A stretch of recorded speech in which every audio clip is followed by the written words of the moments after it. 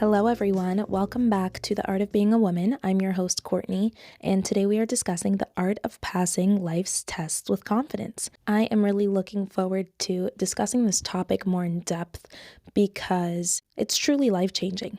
When we are met with tests in life, which basically show up as struggles and challenges, it's actually a good thing, even though it doesn't feel good at all. And when we begin to realize that these challenges are tests made to push us in the right direction and push us closer towards the things that we are trying to manifest in life, we begin to make better choices and think more strategically before responding to what life is showing us and what life is throwing our way. As always, we're going to get into 4 steps that I covered on my Instagram account and on my Threads account at She Is Artfully Woman. If you are not following me there, I would love if you can join me. I post on Threads daily and I post on Instagram weekly. The content that I share on both platforms are very similar to the topics I discuss on the podcast.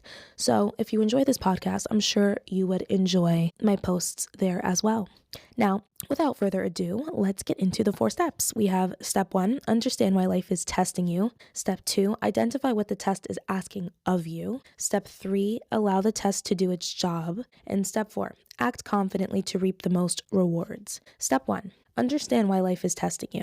Something that I have learned through my studying of Kabbalah and honestly experiencing my own life through trial and error. I have realized that whenever I am being met with a challenge in my life, something that's making me uncomfortable and pushing me past what I thought would be my limits, whenever I meet those situations with resistance and I believe that it's not fair what life is putting me through, and I get into comparison about why other people don't go through certain challenges or struggles that I go through, I am just suffering way longer because instead of me brainstorming how to overcome this challenge in my life, I'm just sitting in my own victim mentality feeling bad for myself. But when I am looking at the challenges in my life and I take a moment to pause and really think about why this challenge is in my life and why might this be necessary for my own growth,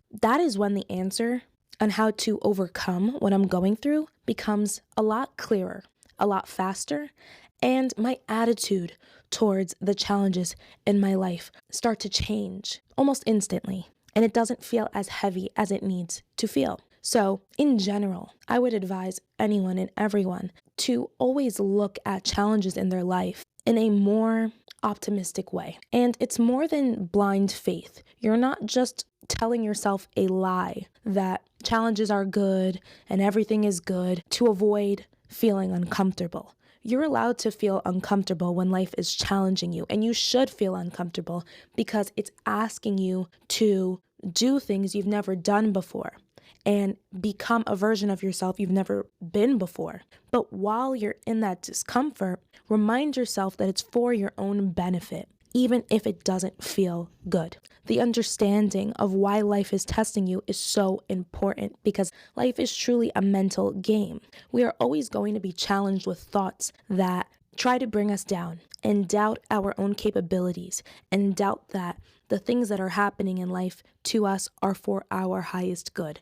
But we also have free will and we have the opportunity to choose better thoughts and to believe something more powerful than our doubts and our fears. And that is really what every test in life is giving us. I guarantee if you start to look at challenges in your life in this way, it will be a lot easier for you to understand why exactly specific challenges are showing up in your life. I will give a very specific and personal example because I honestly feel so grateful for this challenge in my life, even though from the outside looking in, many people might not want this challenge. I have always been a little reckless when it came to how I spent my money. I've always felt like if I have the money, I can spend it, and I don't have to worry too much about saving because if the money is meant to come, it will keep coming. And honestly, I've gotten pretty lucky with that. I've always worked, and luckily I always have enough to get by, and not just get by. If there's things that I want, I get them, and that's pretty much it. But I never really learned how to save properly. I would save occasionally, but I was never consistent and I never had a system in place. Also, to be completely honest, I didn't enjoy saving. I thought it was annoying. I thought that by saving, it meant that I didn't trust that money would keep coming in. So I never really took finances seriously, and I never really wanted to learn about money and how to manage it. Now, over the summer, I had a hard time finding a stable job because I work as an occupational therapist in a school setting. School is for 10 months. So in the months of July and August, it's kind of hard as a school-based therapist to get work. There's obviously other populations that need occupational therapists, but honestly, I really didn't think anything through. It was my first full year as a licensed professional, and I figured things would just work out for me. Luckily, I did end up getting a job, but it was very inconsistent and money was not flowing in as it usually did throughout the year. And because of this, I had to really dip into whatever savings that I had, which was not as much as it could have been. And I realized that as much as I made good money throughout the year, it all seemed to have disappeared very quickly. And for the first time in my life, I really started going through my transactions and I started to see how much money I was spending in certain areas of my life. And I realized that some of it was completely unnecessary. Actually, a lot of it was completely unnecessary. So I really started budgeting for the first time in my life.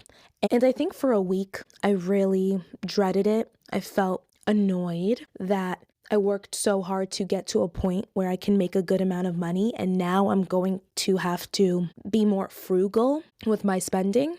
But I quickly realized that this was inevitable. I was eventually going to have to learn how to budget my money and be strategic with my money, or it was going to constantly run away from me and it was constantly going to run out. Turns out this challenge of not making a lot of money over the summer really created a fire within me to learn about managing money and budgeting and saving.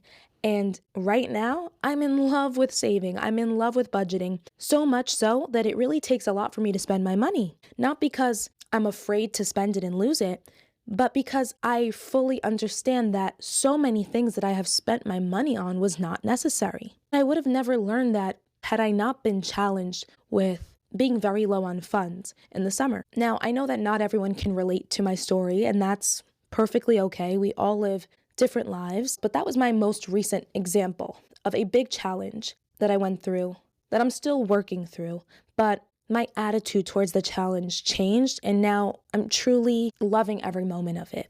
I feel it expanding me, and I feel it pushing me towards the version of myself that I've always wanted to be. I've always wanted to be someone that was very smart with money.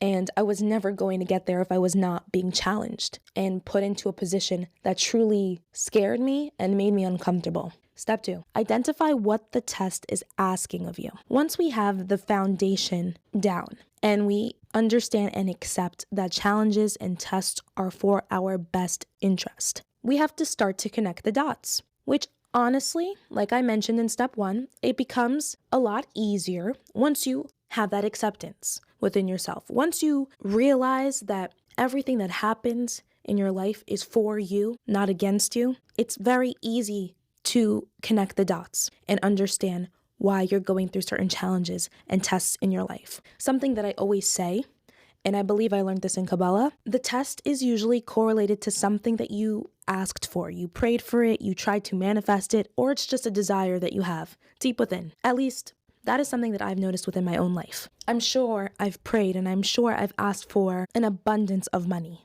Maybe not recently while I was in school, but I'm sure when I was younger and a teenager, I expressed that. But the way that God works and the universe works, He's never going to do the work for you. He's not going to put the money on your doorstep when you say that you want to be rich. He will give you the tools so that you can go out and do that for yourself, because that is truly what makes life rewarding. It's not rewarding if you don't earn anything in life. And that's something that Kabbalah stresses heavily, but it's so true. If we were to be in a relationship with someone and we don't work, we don't make our own money, they just give us money. As time goes on, we build resentment because we don't earn this money. And that doesn't mean that it's bad to receive money or to receive things from other people. There's nothing wrong with it. But there is a discomfort that we feel when we didn't earn what we have because we don't necessarily feel deserving of it. So when you are going through a test and you are going through a challenge, try to figure out what it is that you have asked for and how it correlates to the test. Try to envision what the best case scenario would be of the challenge you're going through. That's what I like to do. So, for example, when I was going through that whole money crisis, I asked myself that very same question. What would be the best case scenario of this challenge? And it was an easy answer. I would become so intelligent and strategic with my money and my budgeting that I would learn how to not only save my money, but invest my money. And I will fall in love with doing both of those things. And from there, I was able to start looking into how to do that. Many times when we are facing a test and a challenge in our life, we can default to making the problem and making the challenge the focus. But it's really us that's the focus. It's always been us and it will always be us. The problem and the challenge is just waking us up to what needs to change within us or to what needs to be awakened within us. Because we've always had this potential to be great. It's not that we're chasing after greatness. We all have greatness. We're all born with greatness. We just forget. So allow the test to help you pinpoint what areas of greatness are trying to be unlocked within you. Perhaps it can be confidence, independence, financial success, peace, love, anything. It really depends on what it is you desire most and what you've been asking for. Step 3, allow the test to do its job. This can be one of the hardest steps because it's hard to sit in discomfort. It's hard to go through something and not know that you will come out on the other side way better than you started, and to be grateful and appreciative of the challenge in the process. Many times, we're not enjoying the test and we're not enjoying the problem that we're facing because it's unsettling. It brings up a lot of fear and doubt within us, which, in my opinion, is perfect. That is the point. The point is to deal with those emotions that we try to avoid without realizing it. For me, I will use my example of money. I didn't like to admit to myself that deep down I was scared about how to budget and save money. It made me uncomfortable that I wasn't good at it. So instead of admitting that to myself and sitting with those feelings, I avoided it. And I just wouldn't save that much and I wouldn't budget that much. And I figured I would never have to sit with those feelings within myself. Well, newsflash, life doesn't work that way. It will always give you opportunities to face yourself. If I were to go through that situation that I went through in the summer and be in denial that something within me had to change in terms of how I looked at money, I wouldn't be allowing the test to do its job. I would be avoiding my feelings once again. And most probably, when the test comes around again, because it always does, it's going to feel even more uncomfortable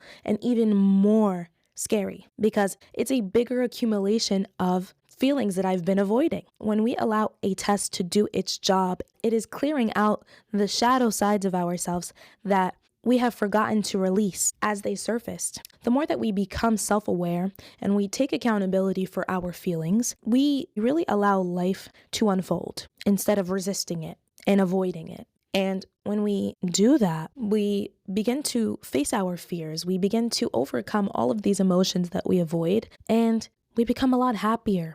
We're no longer intimidated by these emotions, even if they're uncomfortable. We're no longer intimidated by fear. When we feel it because we've done it in the past. We've faced our fears with other things in life. So what's the big deal if we feel fear again? Same thing with discomfort. When we allow the test to do its job, we start to see the purpose behind our pain. Step 4, act confidently to reap the most rewards. I said that step 3 was the hardest, but I am now considering step 4 as the hardest because yes, allowing the test to do its job is definitely hard. But once you do that, you realize so is being confident and being certain and trusting that everything is working out for your highest good, because life will not show you that when you're going through it.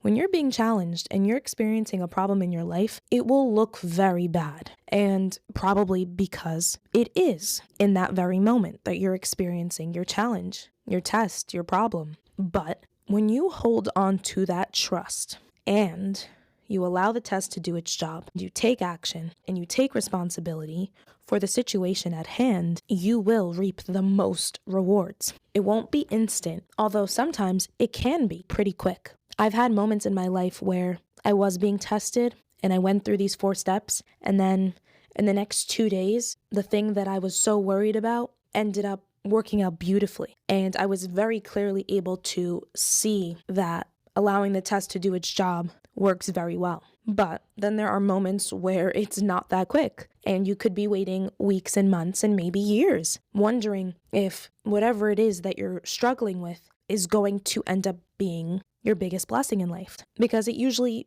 does become your biggest blessing in life. I have so many examples of challenges that I've gone through in life and results that countered them so beautifully that I would never wish that I didn't experience those challenges. I talk about this so much on this podcast, but I'll say it again because it's so relevant all the time. I had a very big fear of public speaking, and it wasn't until I was in grad school and I had to present like every semester in every class. It was honestly just so ridiculous in my opinion, but it was clearly life showing me that fear is an illusion. Just because I'm scared to do something doesn't mean I can't do it. I can do it scared, but I'm still doing it. And eventually, you realize that fear was lying to you.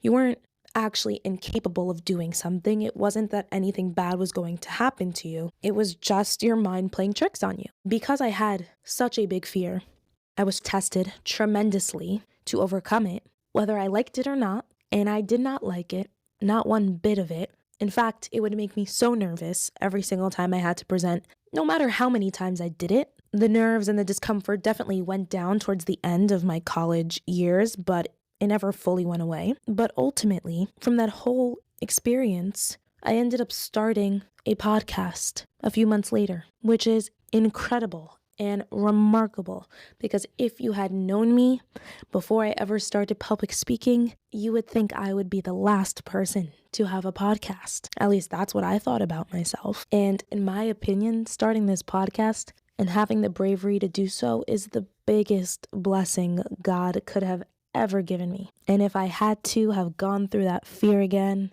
and overcome it again, then so be it. That's how worth it is. That's how good I feel on the other side of this test. And we all have that opportunity to feel just as amazing on the other side of a test. It just doesn't always happen instantly. There's something that I heard in one of my Kabbalah classes that really helped me with this step of acting confidently and just having absolute trust that whatever the challenges I'm going through in life are for my highest good. Whenever we're experiencing a challenge, a problem, it's called darkness, not because it's evil. It's just because the light of God is hidden. When life is all good and things are going our way, we feel like God is good and life is good, everything's great. But when we're facing a problem, it's almost like God is nowhere to be found. And life is so unfair, and why do things happen the way that they do? It's in those moments when we experience that darkness where we don't feel God's love or God's support that He's actually with us the most, because He's trying to give us something bigger than we've ever received from Him before. But in order for us to be able to receive it, we have to be tested first. And I don't want to go too deeply into that concept because that's not exactly what this episode is about, but we're not being tested because God likes to test us and make things hard for us. That challenge and that darkness is what allows us to earn the blessings, earn the manifestations, earn the light that we are going to receive from God. There was actually a quote that I saw on Threads that really tied well into this point. I found it. The post was by Millionaire Diary, and it says, "Feel rich before you are rich and you will become rich." And that's basically the essence of this step. It's not just about money, but in order to receive the things that we want from life, the things that we pray for, the things that we're trying to manifest, we have to act confidently in order to reap it. If we don't feel rich with $100, we're not going to feel rich with $1 million. And that's just the reality of it. Some people might not agree with that statement and say, yeah, it's easy to say that when you have $1 million. But I have gone from having no money at all to having a good amount of money. And I can assure you that if you don't appreciate what you have when you don't have a lot, you don't appreciate it anymore when you have more. It's important to be honest with yourself so that you can grow and change your mindset. Sometimes that was the main purpose of a test or a challenge in our life. We just weren't confident that things can possibly work out for us so much better than they currently are. And once we master that certainty and that confidence, it comes in very quickly. It really just depends on the person. To simplify this step, once you realize why this test is even coming up and you understand what you asked for and how it relates to the challenge that you're facing, maintain confidence and certainty that the best case scenario is already going to come. It's going to happen. You're just being prepared to receive it with this test. And when you stay in that mindset, no matter what, life and God will prove you right every single time. I hope you enjoyed listening to this episode. I hope you enjoyed this topic. It's definitely more spiritual, but I love all things spiritual. And I hope to cover more spiritual topics going forward in season 2, because this is episode 51. And I decided that after episode 52, I'm going to start a new season on this podcast. I cannot believe I have been doing this for almost a year. I am very proud of myself. I made a promise to myself to record a podcast once a week and publish it, and I have kept that promise to myself. So far, we have one more week to go. If you enjoyed listening to this episode, please rate this podcast, and if you have a friend or a family member that you think would benefit from this, please feel free to share it with them. I love you all. I hope you have an amazing week. Until next time, bye for now.